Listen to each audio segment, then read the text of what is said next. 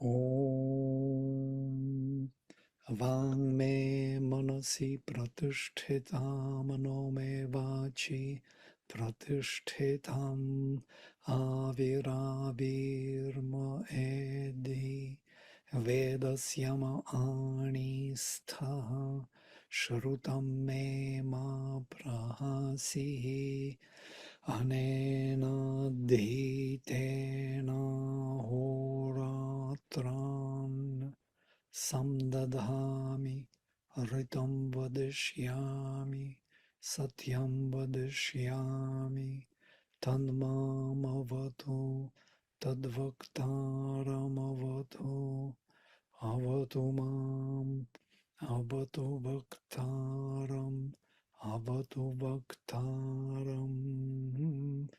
Om Shanti Shanti Shanti.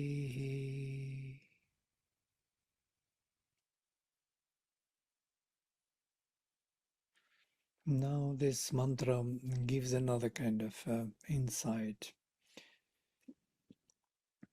Ahoratran samdadhami tena aditena. By that learned I connect days and nights like the pearls on the string, and they are strung by me. That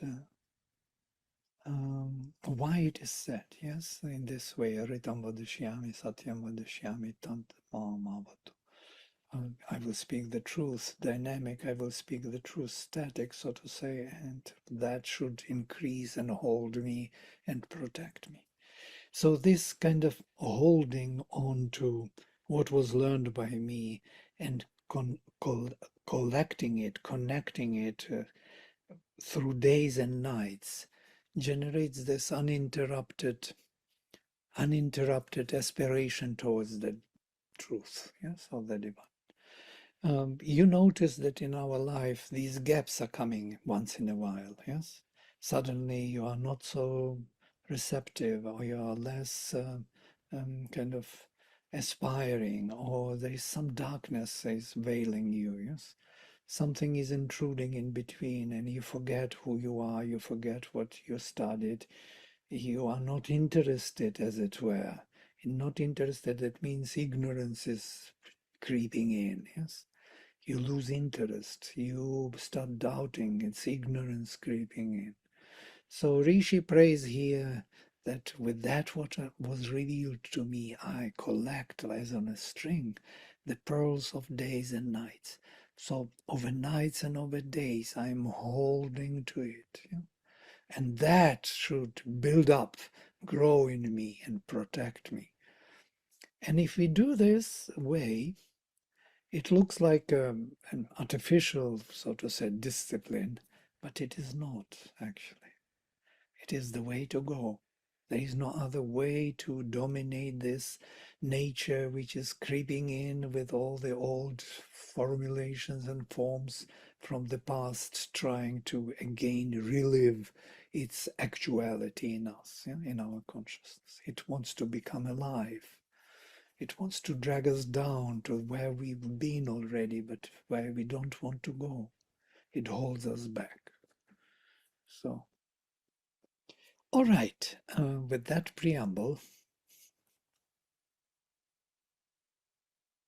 let's look what Sri Aurobindo says. This is so beautiful. Let me read at least few. Ritenartam apihitam dhruvam vam suryasya yatra vimuchanti ashvan dasha shata sahatastuh tad ekam devanam shreshtham vapusham apashya. Tatsuvam Mitra Varuna Mahitvam Irmatasthushich Aharbih Duhre Vishwapanthat Vishwapinvathach Svasarasya Dhena Anuvam Ekach Pavir Avavarta.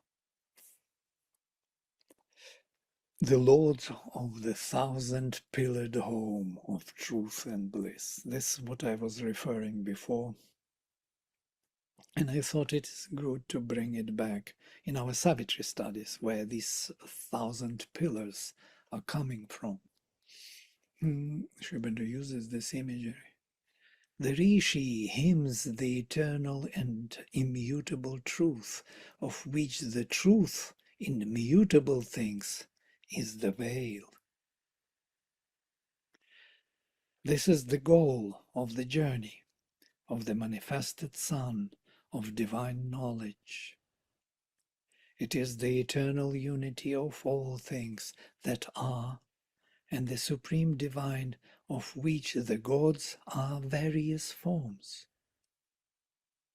What a clarity, yes, of thought, and no doubts. Into it unite all the wealth of being and knowledge and power and bliss won by the sacrifice. It is the large vastness of the wide purities of Varuna and of the shining harmonies of Mitra. There, eternally stable, dwell the herds of the divine radiances of knowledge, the cows, the rays. For that is the happy field to which they here are traveling. The impeller of the cosmic movement and journey pours out knowledge in us, the milk of the herds, by the dawns of the inner light, and there descend the streams of the immortal existence, followed by the single and perfect movement of Mitra Varuna, the light and the purity, the harmony and the infinity. This is what they represent. Mitra represents the light and harmony, and Varuna the purity and the infinity. It is the rain of heaven which these two Godheads pour down, upholding the physical existence in its fruits and the celestial in its herding radiances of illumination. They thus create in man a force full of divine knowledge and a wide being, which they guard and increase. Avatumam, increase in me, a strewn seat for the sacrifice. The 1,000-pillared force of knowledge, they make a home for themselves and dwell there in the revelations of the Word. It is luminous in its form, and its pillars of life have an iron strength and stability. They ascend to it in the dawning, in the rising of the sun of knowledge, and look with that eye of their divine vision on the infinite existence and the finite. The indivisible unity of things and their multiplicity. That's what infinite existence and finite means. The indivisible unity of things as an infinite and their multiplicity as the finite. It is a home full of it is the home full and large with the sweetness and ecstasy of the supreme and inviolable peace and bliss, which by their cherishing and fostering protection we seek to conquer and possess.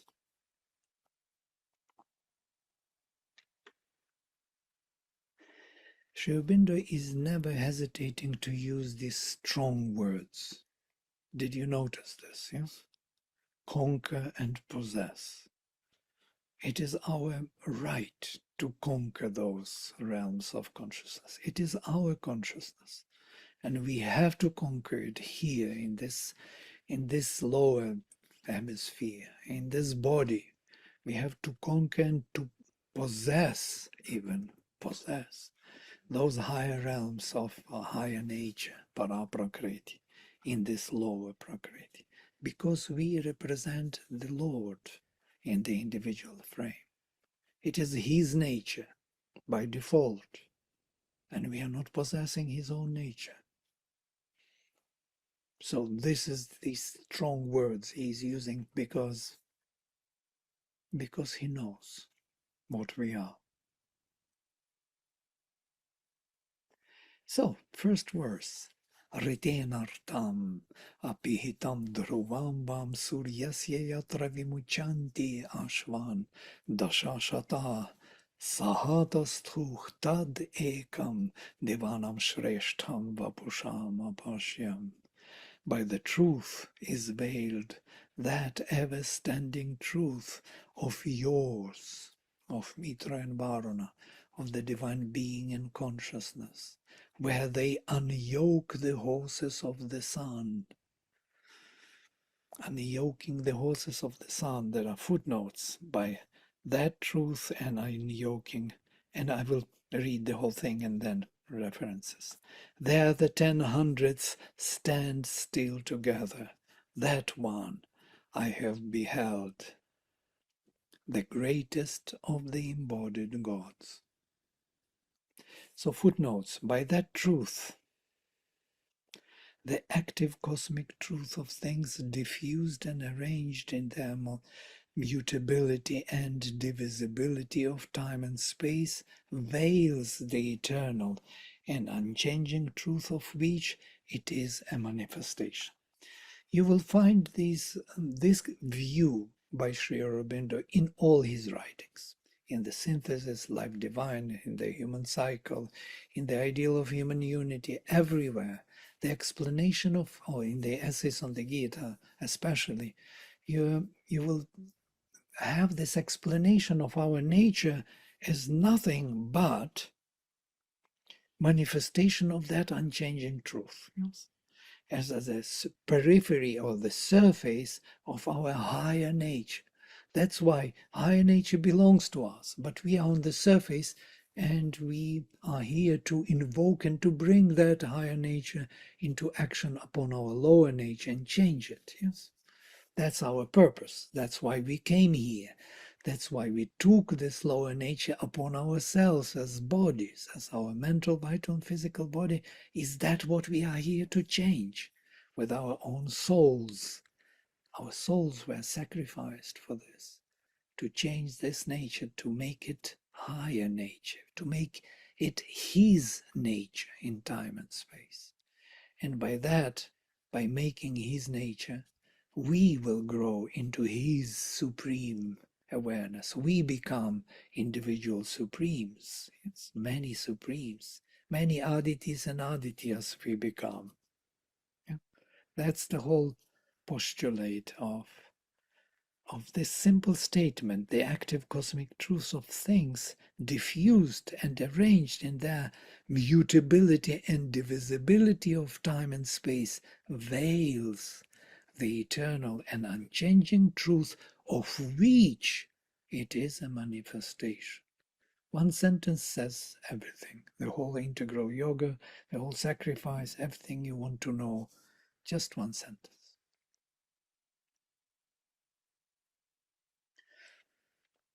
The horses of the sun unyoke, what it means. The eternal truth is the goal of the divine light, which arises in us and journeys upward into a higher and higher heavens through the shining upper ocean. Oh, this is the sun, the horses. Is it? Yeah. They're the 10 hundreds. What is the 10 hundreds? That means thousands, yes? 10 hundreds stand still together.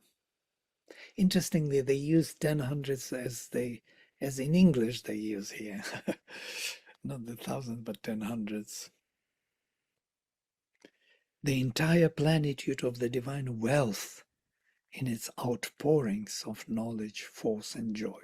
That is the 10 hundreds. And that one I have beheld, the greatest of the embodied gods, number 5, the one, the Deva with capital D, veiled by his form of the divine Son. So his divine Son, the supermind, is veiling the Supreme. Interesting.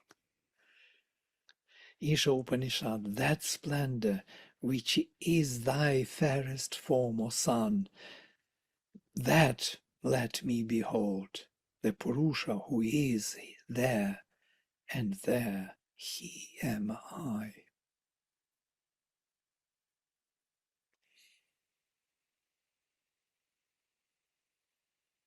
That is from Isha Upanishad, yes? Pushan ekarshe yama surya prajapatya vyuharashmin samuha tejo yatte rupam kalyana tamam tatte pashyami yosao asao sohamasmi purusho sohamasmi. This is the verse which Sri Aurobindo refers to. All right, there's an interpretation in Sri Aurobindo's commentary. We must read this commentary. The self-luminous one is the goal of the Aryan-minded who seeks the divine in manifestation, Aryan-minded, noble one. Therefore the seers worshipped him in the image of the sun, one existent.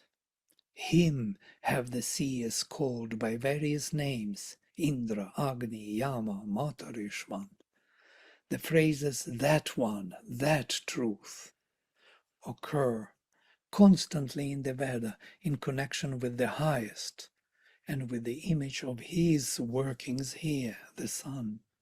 So his workings here is the sun, but Tadekam is beyond.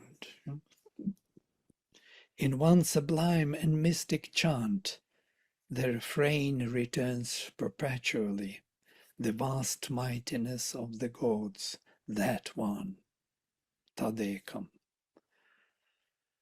There is the goal of that journey of the sun by the path of the truth, which we have seen to be also the journey of the awakened and illumined soul. Concealed by this truth is that truth of you, O Mitra and Varuna, where they unyoke the horses of the sun, the 10 hundreds meet there together. 10 hundreds meet there together as one, that one. I have seen the supreme God of the embodied gods. He saw the divinity which is intrinsic for every divine power, the one behind all the gods. But in itself, the one is timeless, and our mind and being exist in time. It is neither today nor tomorrow. This is all from Sri Aurobindo. It is neither today nor tomorrow who knows that which is transcendent. It is from the Agastya hymn to Indra and Maruts. When it is approached, it vanishes from us. So when we approach the transcendental, it disappears. We cannot approach it with the means of our knowledge from the lower hemisphere. That's the problem for us. Therefore, we have to grow towards it by giving birth to the gods in ourselves. Look at this argument. What a perfect argument. And whenever you approach the divine, it vanishes. Therefore, there is only one way for us to approach him is to give birth to the gods in ourselves, to invite them and to widen and to change our lower nature into the higher nature of his, belonging to him. And that's how we can approach him. Increasing their strong and radiant forms, building up their divine bodies, and this new birth and self-building is the true nature of the sacrifice. This is the sacrifice. We are sacrificing the gods here for the growth of the Lord and his nature here. the sacrifice through which there is the awakening of our consciousness to immortality.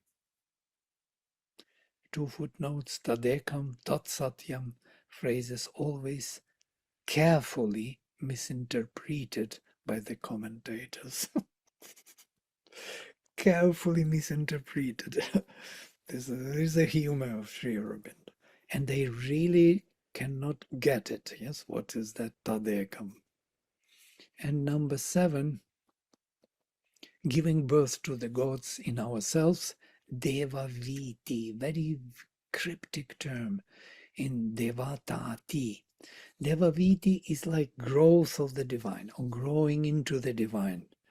And devatati is like expanding, extending the divine presence in nature. Growing into the divine and extending the divine presence in nature. And this, the whole reference to the consciousness of immortality is Amritasya Chetanam, is this from this 170 hymn of the first mandala of Agastya Rishi. The whole quotation is here from there. Explaining Vladimir, how have those two how have they been interpreted? He says, right? The comment there that you just mentioned, Tadekam Tat Satyam. yes, he refers to it that the Indra tells Agastya that when you want to go there beyond, we will look into this hymn also in relation maybe even to this hymn. When you go beyond, you want to go beyond and to discover the divine. You leave the nature behind. You decided to jump into the transcendental. But when you come there, you will dissolve. There will be no even knowledge of immortality or knowledge of what you're looking for. You will not even remember what you are looking for there. It won't be a realization. It will be a dissolution. Yeah?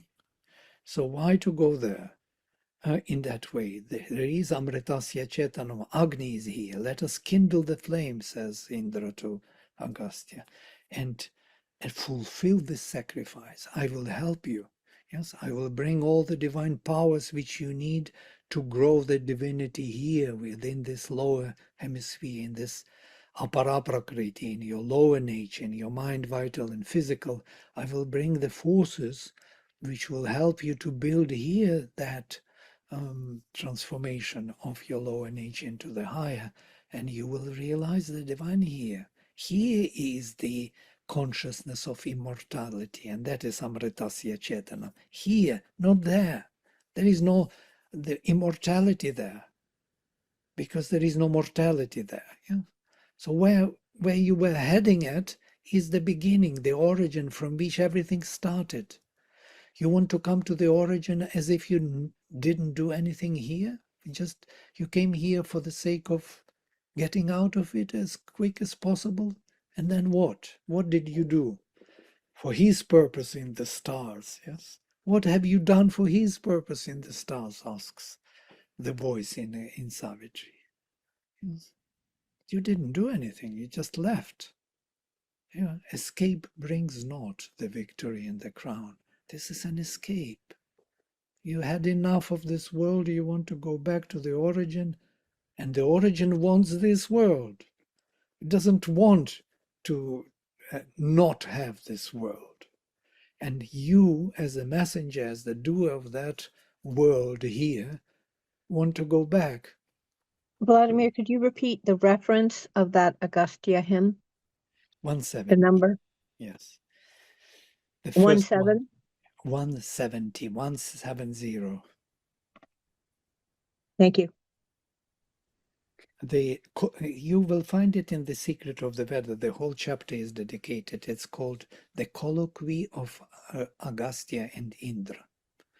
There, the whole translation and the whole kind of explanation. By the way, this colloquy is the very gist or the very quintessential idea of Sri Aurobindo not leaving this body. There it is explained, because Agastya was ready to leave his body. He wanted to get out. and he redirected his maruts, his energies of mental, to go beyond. And they were already on the move. And then Indra stops them and says, "What are you doing?" And there is this dispute. "Why do you stop us? I am your friend. Why you are treating me as neglecting me and all the divine forces which are to help you to manifest immortality? You're just bypassing them. Why?" And this dialogue starts, yes? Because he wants the divine too soon. He wants the divine without doing the work. Yeah? And that Indra redirects him and says, "You cannot do it. You came to do the work, the sacrifice. Oh, you cannot find the divine there. You will find the origin. Yes, you will be the divine because you are the divine. But you will never manifest. You will never know what the divine is, immortality is in this world, in manifestation, in time and space."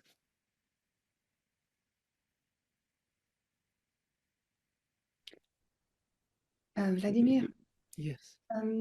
there's a passage in where Sri Aurobindo makes the parallel between this first mantra, so Ratena Ratamapi Hitam, and a passage of Upanishad where they talk about the golden lid. Yes. And I was wondering Yes. if this first mantra is about a passage between illumined mind and intuitive mind. No, this is higher actually. Hmm. There's Hiranmayena Patrena Satyasyapi Mukham. It is actually that lid which is standing in between the supramental of a mind and supermind. It is not the lid between the illumined mind and overmind. And there is no lid there. There is only ceiling. He will be mentioning about this also here. But that lid, oh, that is something else. That was never broken before, yes? This lid, so to say, ceiling, was broken many times by Indra. Yeah. He comes, he brings the intuitive light into the illumined mind and so on. And we read the passage from the Self of Mind. Yes, how Sri Aurobindo describes this change when we break, when Navagvarishis become Dashagvarishis. That is that overmental discovery.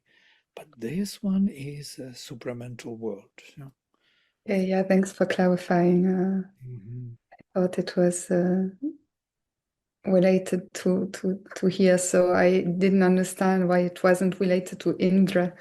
But now it's clear if it's between the supramental overmind and the supramental, the supermind. Yeah, supermind is that it was, which was actually, maybe it was, you can go through it, but you never broke it in the sense that that supramental force will come down, yes, into this overmental force always, or the Divine Mother comes and she brings all her devatas into action upon our lower nature, just to prepare us. She cannot bring the supramental force into us, yes, because we will break. Yeah? We are not ready to receive it. There are no instruments.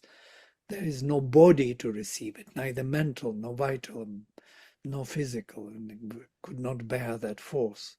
So it has to be built gradually. And so we are opening to these overmental godheads.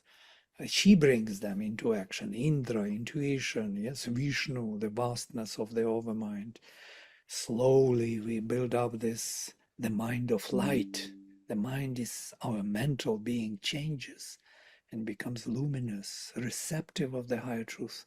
And slowly we grow into the capacity to open the lid, towards the supermind. So it's progressive. When we speak about supramental manifestation, there is the whole passage which I would like to share with you, how Mother explains when they ask her whether there will be supramentalization of the whole nature. We had this discussion before.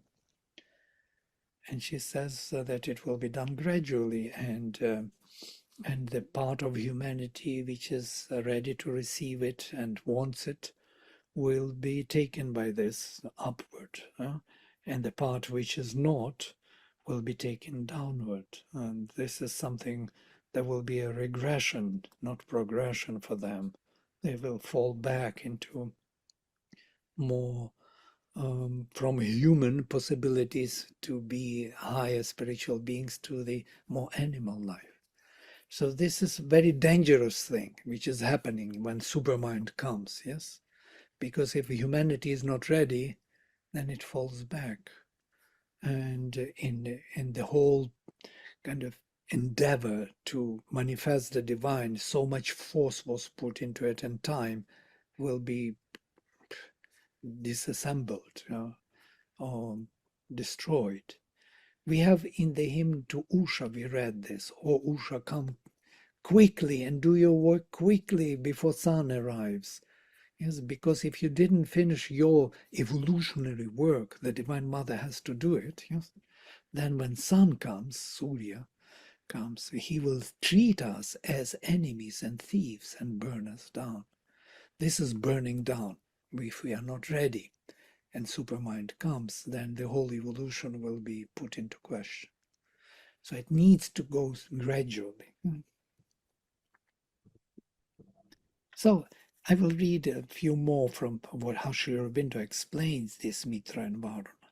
But beyond our farthest sky, in the supreme ocean of light and expanse of the highest superconscient ether, our heaven awaits us, beautiful, in a truth, hidden by lesser truth, even as in the inconscient night darkness is enwrapped and protected by ever greater darkness. So you can imagine this kind of shades or hues of light, yes? Lesser truths covering the greater truth, and lesser darkness covers the greater darkness. Everyone, or you look at inside out, or inside out means the greater darkness covers the lesser darkness, and the greater truth covers the lesser truth, if it is within. That is the truth of King Varuna. Not only the highest truth, but the lowest also. Thither the dawns shining arise, rivers travel, and the sun unyokes there the horses of his chariot. And Varuna contains, sees, governs all this in his vast being and by his illimitable knowledge. All these oceans are his, even to the inconscient. So that's why Varuna is also associated with the darkness, interestingly, because the being is everywhere, from the top to the bottom. And it's nights so opposite to their seeming, to his nature, which is that of the extended radiance of one eternal vast sun of happy light and truth. This is something which is mostly confusing everyone. How can Varuna be the highest height and the lowest low, yes, of the being? And he is. He holds everything. He holds everything in his own framework because he represents the vastness of the divine being. Day and night, light and darkness are symbols of his infinity. Oh, so beautiful. Luminous Varuna has embraced the nights. He holds the dawns within him by his creative knowledge, visioned. He is around every object. Our mind cannot take it, I know. Our mind is either or, darkness or light, but both and something else more than that. So I will read few more quotations to finish with this verse. I know it's too much to read, but still, let's go through it. If the purity, infinity, strong royalty of Varuna are the grand framework and majestic substance of the divine being, Mitra is its beauty and perfection. King Varuna is one who sleeps not, but is awake and mighty forever, eternally an effective force and worker for the truth and the right. The right is Ritam, yeah? Truth, Satyam. Still he acts as the guardian of the truth rather than constitutes it. He acts as the guardian of the truth rather than constitutes it. Or constitutes rather through the action of other godheads who avail themselves for his wideness and surging force. He drives even the shining herds, but does not assemble them in the pastures. An upholder of our powers and remover of obstacles and enemies, much more than a builder of our paths. Upholder of our powers and remover of obstacles and enemies, much more than a builder of our paths. Now, notice how Sri Aurobindo carefully speaks about these things, much more rather than. Yeah, that means it's not totally so. Yeah? Partially, it is also building up our parts. Who then gathers knowledge into his nodus, or links divine action in this sustainer of works? Who then is? Mitra is the harmonizer, Mitra the builder, Mitra the constituent light, Mitra the god who affects the right unity of which Varuna is the substance and the infinitely self-enlarging periphery. Infinitely self-enlarging periphery. Infinitely.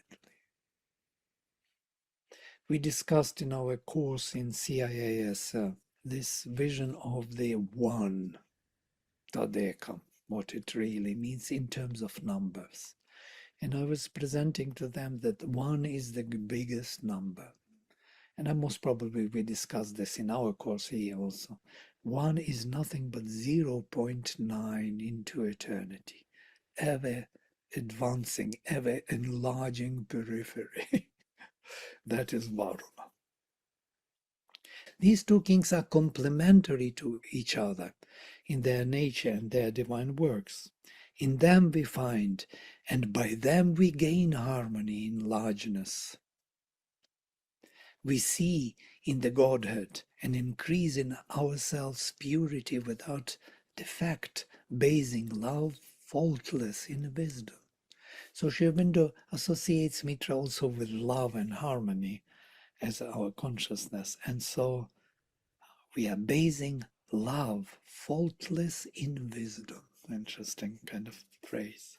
Therefore, these two are great duo of self-fulfilling Godhead, and the Vedic word calls them together to a vaster and vaster sacrifice to which they arrive as inseparable builders of an increasing truth.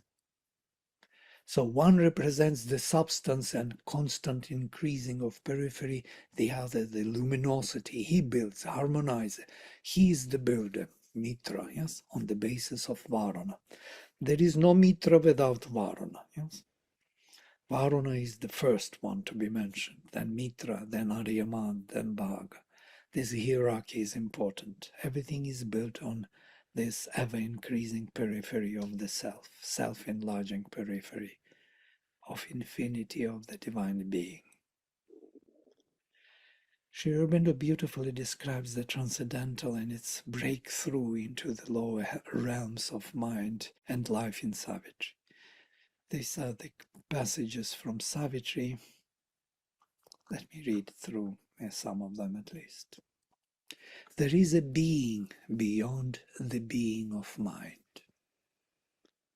an immeasurable cast into many forms, a miracle of the multitudinous one. That's what we are actually reading here in this hymn. There is a consciousness mind cannot touch, its speech cannot utter, nor its thought reveal. It is beyond the capacity of the mind to think of, and beyond the speech which can speak of. It has no home on earth, no center in man. Yet is the source of all things thought and done, the fount of the creation and its works. It is the origin of all truth here, the sun orb of mind's fragmentary rays. Infinity's heaven that spills the rain of God, the immense that calls to man to expand the spirit, the wide aim that justifies his narrow attempts, a channel for the little he tastes of bliss. Some shall be made the glory's receptacles and vehicles of the Eternal's luminous power. These are the high forerunners, the heads of time, the great deliverers of earth-bound mind, the high transfigurers of human clay, the firstborn of a new supernal race. The incarnate dual power shall open God's door. Eternal supermind touch earthly time. The Superman shall wake in mortal man and manifest the hidden demigod, or grow into the God light and God force, revealing the secret deity in the cave of the heart, hidden in us. Then shall the earth be touched by the Supreme. His bright unveiled transcendence shall illumine the mind and heart and force the life and act to interpret his inexpressible mystery in a heavenly alphabet of divinity's signs. In the next passage, Sri Aurobindo shows how the lesser mental truth is covering up the supreme truth. Let's read this quickly and stop here because the time is up. This brilliant roof, this is what was referring to by Linda, this brilliant roof of our descending plane, intercepting the free boon of heaven's air, admits small inrushes of a mighty breath, of fragrant circuits through gold lattices. It shields our ceiling of terrestrial mind from deathless suns and the streamings of God's rain, yet canalizes a strange irised glow. It's like a like like a net which is through which it is seeping through, yes, as it were, and bright dews drips from the immortal sky. So we cannot receive it in the full flood. We have to receive it in small dosages. A passage for the power that move our days are called behind these grosser nature's walls. A gossamer marriage hall of mind with form is hidden by a tapestry of dreams. There's some tapestry of dreams separating us from that. Heaven's meanings steal through it as through a veil. Its inner side sustains this outer scene. Any thoughts for this first verse? I know there must be something. You see, we are taken away from this world into that transcendent world where everything starts, of which we are the periphery, of which we are the phenomenon, and where we have to do the work, where we have to meet the darkness and take unto ourselves with the light growing in us. Yes? But to know where it is coming from and what it is and how it works is the way to enlarge our capacity. I hardly can see you anymore. My sight is going down.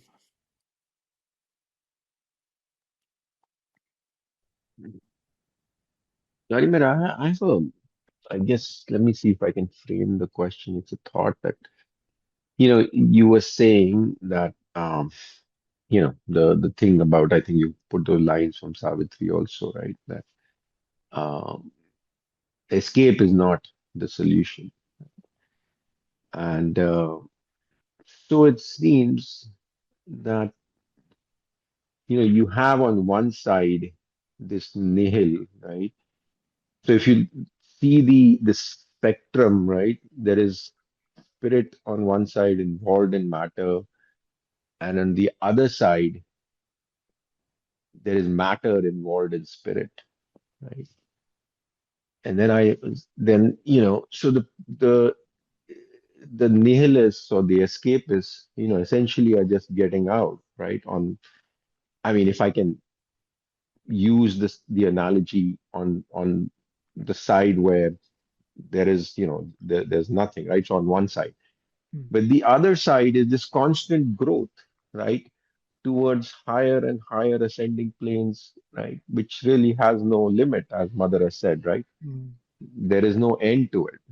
I mean, she has mentioned that. Sorry for the background noise. Does that make, I mean, I don't know if I'm being able to express what I'm Yeah, there is no end on trying to both express. ends. Yes, there is no end on both ends. The night is infinite and the Hmm. light is infinite. And these infinities, we are squashed in between in this sacrificial work to manifest the divine. Yes. So we explain it as we are converting the night into the light, and that is how we actually allow that the divine nature of the Supreme come into being. Once the divine nature is through the gods, yeah, it is by them that our soul is born, so to say, brought to the front. And once the soul is brought to the front, the psychic being steps forward. It brings the presence of the Supreme to this world, yes? And Supreme can start consciously functioning here in this world, in our mind, life, and body. This is the beginning of the journey, yes? Then he has to embrace the whole world, and that is the spiritual transformation, and finally break through the supermind to the beyond, and that is supramental transformation. And once that is done, then everything in his nature is the higher nature, the divine nature. So these But are why the, was escape, sorry to interrupt. Why yes, was well, escape always chosen? I mean, why was it always? not always at all. It was, Sri Aurobindo explains that before it was never chosen actually, in the early times of the pre-Chaldean, pre-Vedic tradition, which was one. It was only understood that this manifestation is the divine. Yeah, it's an enterprise of the spirit. It is because of very difficult task, and the humanity was not ready to receive the spirit. So the choice was made to split it into two. Yes, one is to go for spirit only, denying nature, and the other Chaldean tradition went into the Semitic and turned into this alchemists, and finally managing the power, and became more power oriented, and finally scientific and materialistic paradigm emerged, which made them very efficient with matter but totally disconnected from the spirit.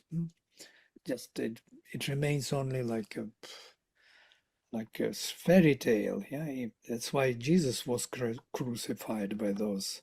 Yeah, because they could not take that he is representing the divine here. There is a gap between the divine and this. Divine is elsewhere. You cannot touch it. You cannot come to it. There is no way that you can approach it. That's what Judaism is giving us. Yes, you have no, and actually Islam follows the same. The closest to the divine, to Allah, can be only Muhammad in his tomb hanging between heaven and earth. That's it. That's the end of the story. No transformation whatsoever. Forget about this. And then Jesus comes. Of course. How can you dare? How dare you? Yes. And that's why he was crucified, for that very daring. You know, that actually this is the world of the divine, and there is the soul here. This is him who is growing here. What are you doing? What are you preaching here? So it wasn't always like this, I want to say, but it is more difficult than just go for deny nature and jump as an escape, or forget about the divine and live your sensual life till you die. And that's it. Now enjoy yourself, so to say. Many times in these movies, you see some funny thing that the old man before dying says, I lived my life, I had everything, I experienced this, as if it matters really what you experienced. As if that is the value of life, that you had everything, that you ate enough ice cream in your life. That's the value. That's the purpose. That is the purpose of living life to the full, yeah? Forgetting everything else. And there is another, to be never born again, nirvana. You know, yeah, so you have two extremes, and they are easier than to follow this sacrifice, to live life as a spiritual life. Much more difficult choice, but it was there before, and it comes back again. And in that sense, Mother says that Christianity has the future, because it is not denying that transformation, yeah, by the Spirit in your own self. It is not speaking about this directly, but it is not denying it. It is not making the cut between God and world, between spirit and matter. There is no cut. There is the intermediary. There is a presence of Jesus in every heart of man, in every man's heart. And that means there is his Son is in everyone. That means he is here after all. I'm speaking this because I'm looking at Salvi.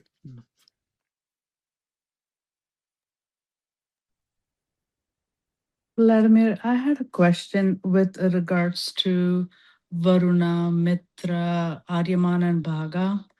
Varuna, as you mentioned, is the faculty of Maheshwari. And Mitra, I was trying to see, because he represents perfection and harmony. Could we say combination of Ma Saraswati and Lakshmi? How do we know? Mitra and Aryaman are consciousness and power. Yeah? It is that consciousness of the Divine Mother, consciousness power, Chit Shakti. Yeah?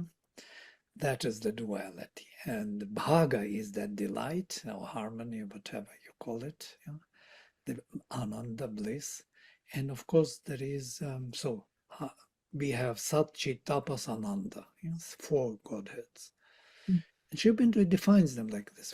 He calls Mitra harmony of the divine consciousness, yes? Because the divine consciousness is always harmonizing all the elements of the divine being. She always creates for them the harmonious relations. You know? And Mitra is the doer, as he calls him, or the one who acts upon, frames all the works, because from Rutma, to measure out, to frame, to create. So how he calls him, there's harmonizing, a builder. The Mitra is the builder. Mitra is the constituent light of consciousness, which builds out of this infinity of Varuna, all the forms, all the beings, all the relations. What consciousness does. But harmonizing is misleading that we want to bring it to Lakshmi. Yeah, Lakshmi is Bhaga, yeah, in this framework. And then we have triple supermind, Daksha, Amsha, and Surya. Yes, Daksha unifying, Amsha diversifying, one in many in one, and Surya finally releases the light, the rays of light.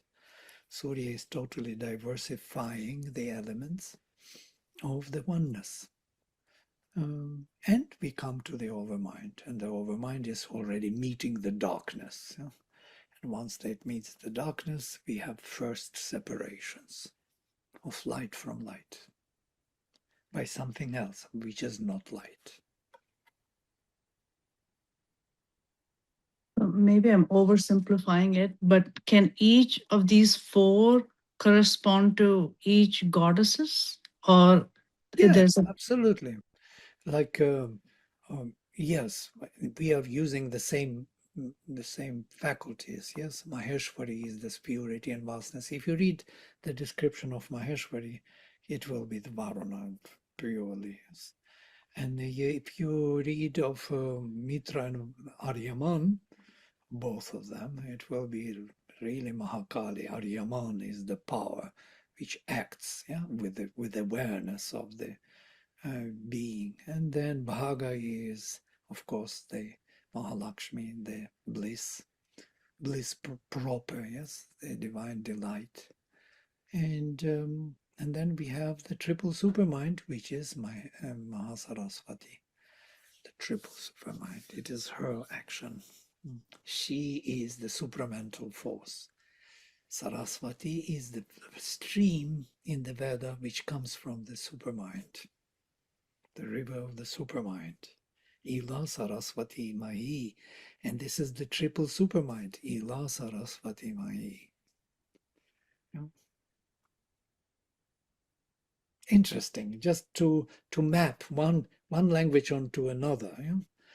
Yeah? Of course,